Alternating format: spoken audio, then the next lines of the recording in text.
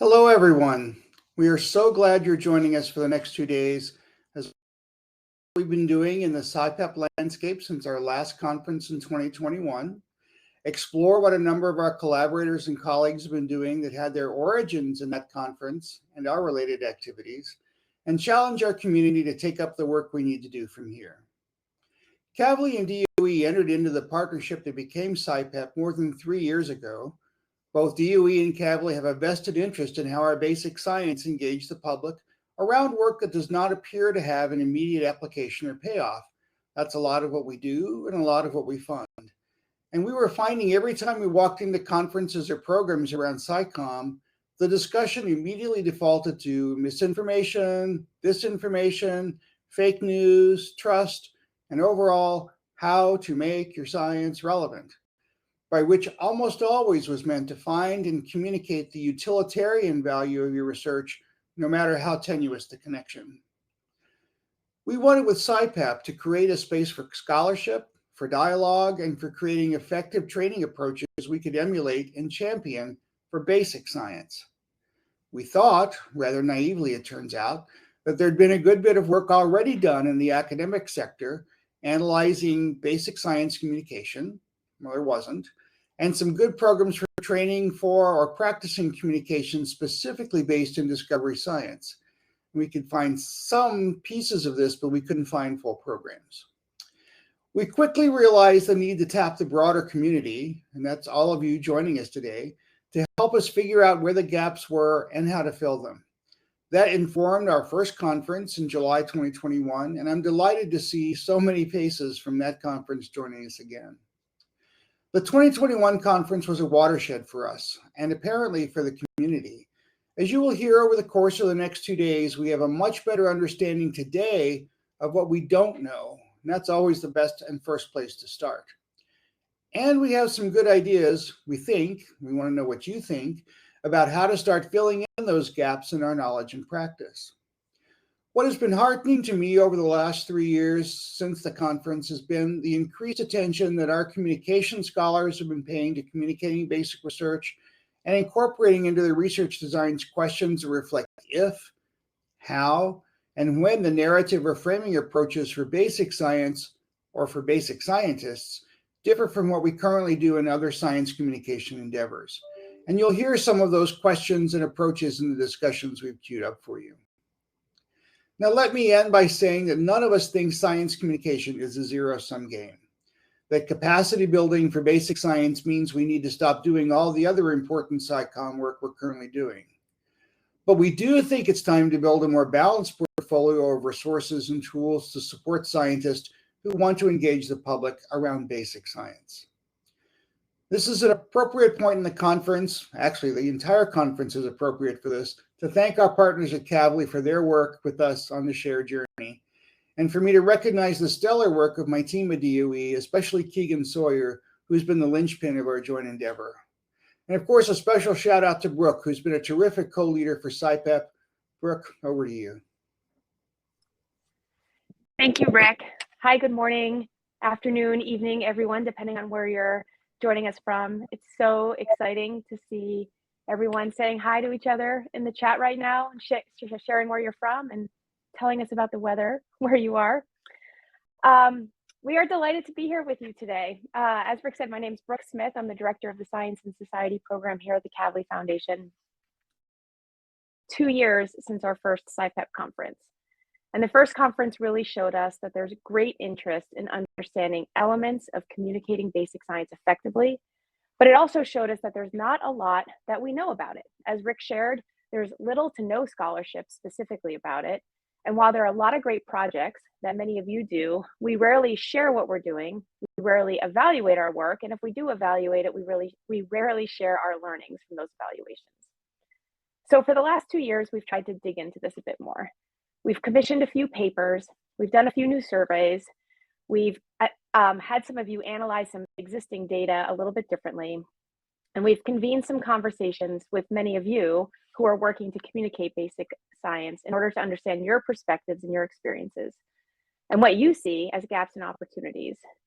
After the last conference, we published a prospectus about this, about what our questions are and where we might look moving forward. You can find this on the SciPEP website.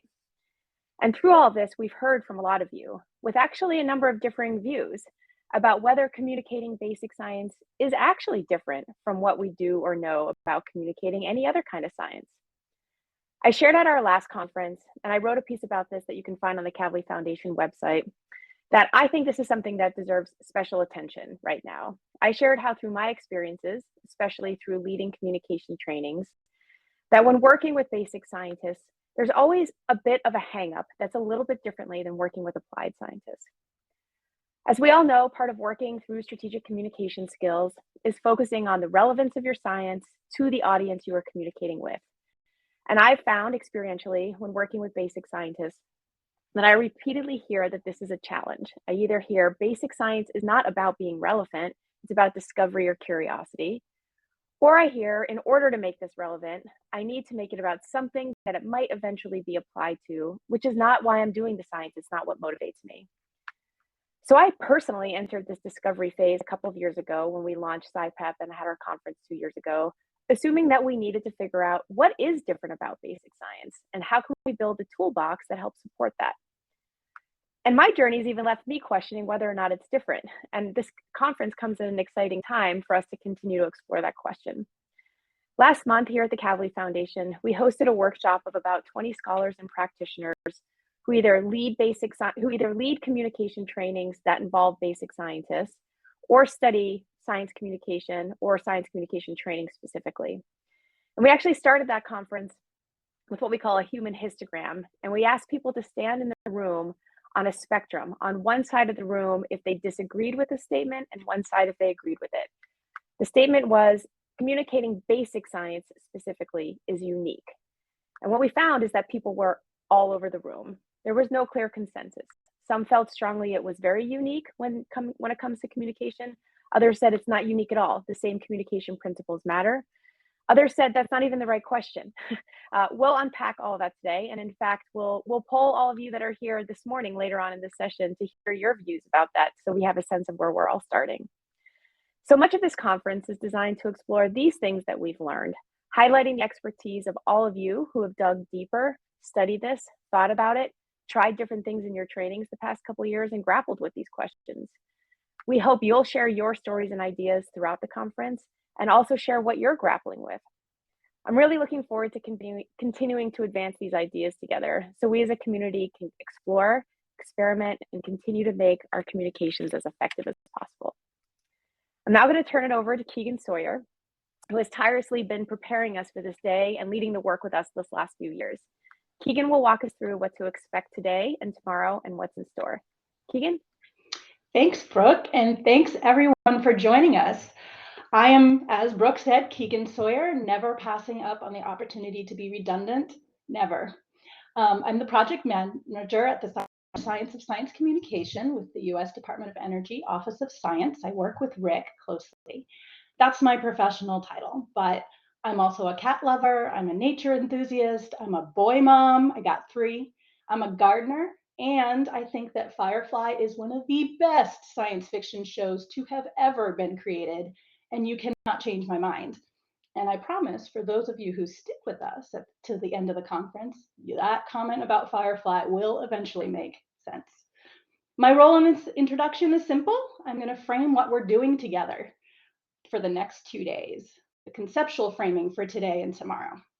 So the question that almost everyone asks when Brooke, Rick, Lauren, and I talk about is this basic science communication sphere. What do you mean? When Brooke says we need to seek to understand the elements of communicating basic science effectively, or if Rick says that we hope our efforts and yours will create space for scholarship and dialogue and creating effective training approaches, what does this encompass? What is part of our conversation about basic science communication? There are 3 facets, at least 3 facets, I should say. There's scientists whose work is primarily delves into basic discovery fundamental research.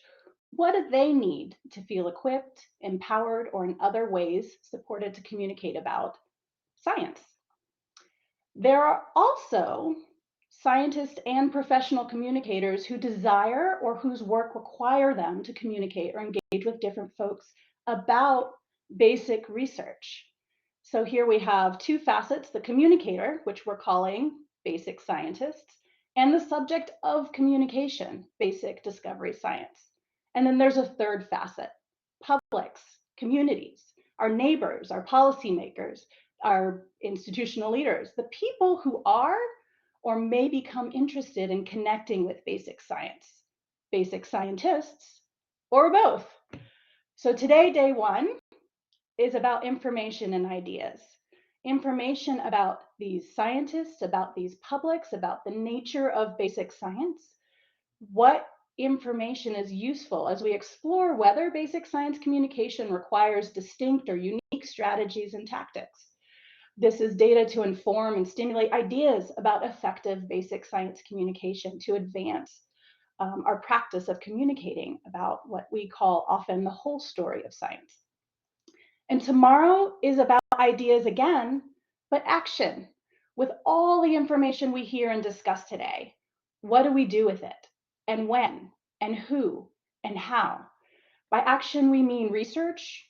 Do we need more? Do we need different tools or approaches to training? Do we need community conversations to settle these debates about wording, for example, basic versus applied science? Do we need community efforts to strategize, to fund, to develop partnerships, and more? What do we need to advance and enhance basic science communication based on what we know so far? What can we do today? What can we do tomorrow? What could we do in a year? One opportunity to take action will be through a special issue of the Journal of Science Communication focused on discovery science. The deputy editor, Marina Joubert, will join us, and she'll share more about that tomorrow. But that's a little bit of a teaser on taking our ideas and then moving into action. Our hope is at the end of this conference, we will leave energized. That's my one Department of Energy pun. And with a handful or more of concrete ideas that you individually, or we collectively, or some of us in small groups can take forward. And with that, I thank you again for coming, and I turn this over to my colleague, Lauren. Hi, everyone. Thank you, Keegan, and thank you all so much for joining us. I am Lauren Budenholzer, the Science and Society Specialist at the Kavli Foundation. So before we jump into the amazing sessions we have planned, we want to get to know everyone here a little bit better. So we are going to do a few quick live polling questions for you. Some of these are the same as the ones that Brooke mentioned from the human history, and some of them are different, specially made for this conference. And if your answer doesn't appear in the listed options at any time, please feel free to put your answer in the chat. We want to hear from you. One other note, there is a bit of a delay on our end, so if any timing is off with the poll, please bear with us and just answer to the best of your ability. We really appreciate it. So the first question is, what continent do you currently reside in? So at the last SciPEP conference 2 years ago, we had a great global population coming to this conference, and we are hoping that we have reached the same audience. We want to make sure we hear from everyone. So we want to know, where are all of you from? Okay. So I have just set that out, so we will see. Responses will hopefully start trickling in soon. And for each question, I'll give you about 30 seconds to a minute to put in your responses. And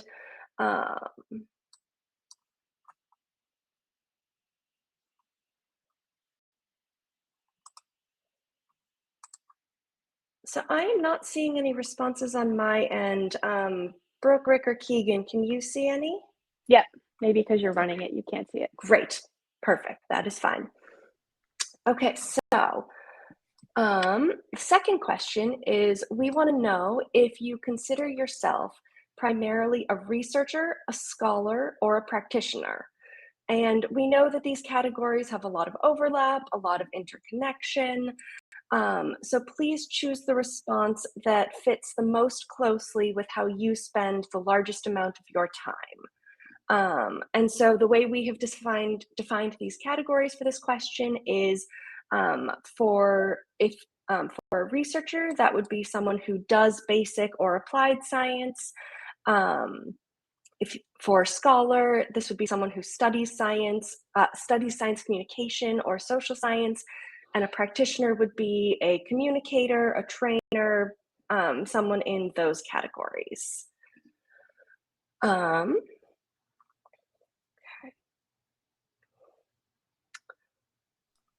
Give us a little more time to fill that one out.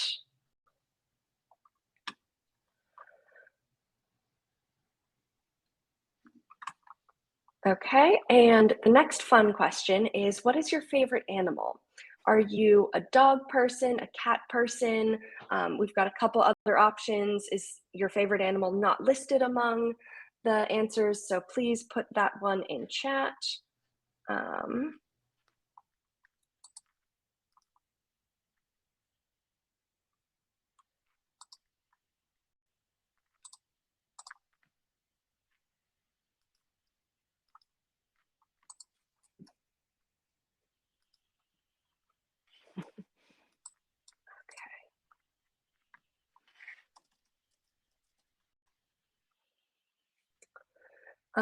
So now we are going to switch to some more conference-related questions, as we have heard your feedback on, some more get-to-know-you type questions.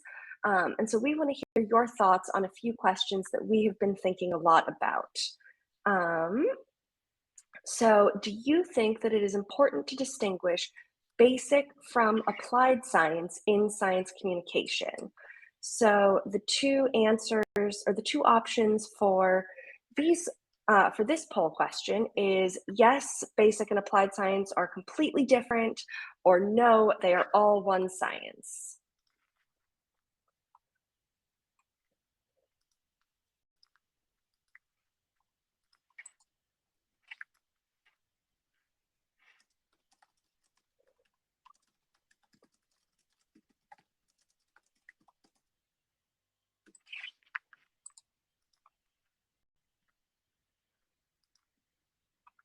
Okay, I'll give us another 10 to 15 seconds or so for this one.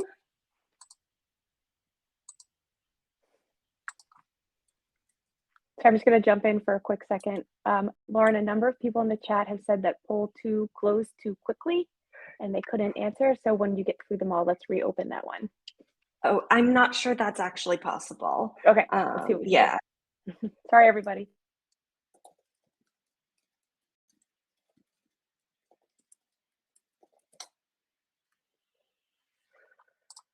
Okay, so,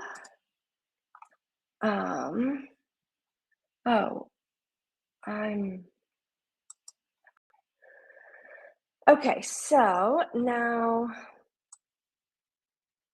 we want to ask, how necessary is it to develop communications training approaches that are unique for basic scientists? And so this is different from the previous question, in that the previous question was asking just distinguishing basic from applied. Now we want to understand focused on communications training approaches for basic scientists. So for this one, the two options again are, here basic scientists have different needs. They need different communications training approaches, because this distinction is very important, and there's something unique about communications training needs for basic science. And then the second option is, it doesn't matter at all scientists need the same training. So I will give us about 30 more seconds to do that one.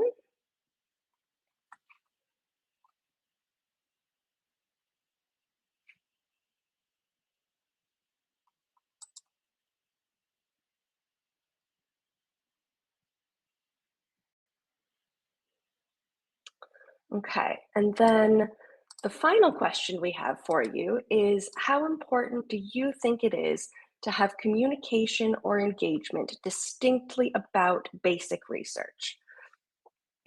So this one has three options. The first one is, it's very important. We definitely need communications about basic science. The second one is, it is somewhat important.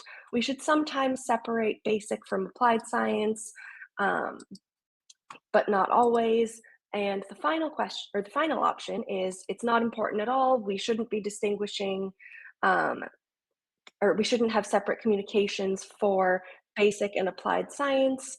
And if you identify with the third answer, we are very curious about what brought you here, and we want to understand why you think that. So please put your answer in chat. And thank you all for letting us know that there have been problems with the poll in the chat. We will see what we can do about question 2 and anything else that has been happening. So again, the last question is, how important do you think it is to have communication or engagement distinctly about basic research?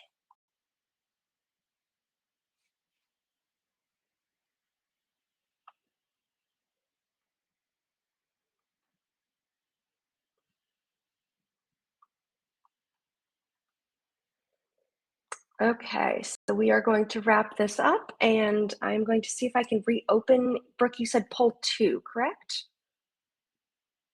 The You are researcher, practitioner, okay. scholar Let's one. see. Yeah, let's see if I can. I don't know that I can reopen it. I'm so sorry, but we will see if we can put this back in the conference at another time. So thank you so much for that. And now I will pass it back to Keegan, who is going to wrap up our session and tee up the rest of the day. Thanks. Thanks so much, Lauren. So a big part of this polling is really not just for us to know who you are, but for you to know who you are, who else you are engaging as we go through these next 2 days in our conversations, especially whether or not you're a dog or cat or fish person. That was one super critical. I'm a little salty that there's not more cat people, but I will find you, cat people. We will find each other. What's amazing is this poll, we did a small version of this with just about 20 people, the poll about, do you think it's important to distinguish basic from applied science communication? Do you think it's necessary to develop communications training approaches that are unique for basic scientists? And because of the context of this conference, we expected there to be people to say, yes, basic science communication is different, and that it's important for basic science. And it's clear in the poll that it's a slam dunk one way or the other. And that's why we're here. That's what we're going to talk about. So thank you for answering those polls. So the next thing that's going to happen is we're going to dig right in. The first session, perceive basic science, how they want to connect with science or interface with science, the little bit we know about that, and the ideas we can get about how to better connect with publics based on what we learn about them. So without in a few minutes, we're going to take a few minutes for a transition break. And again, thank you so much for joining us today.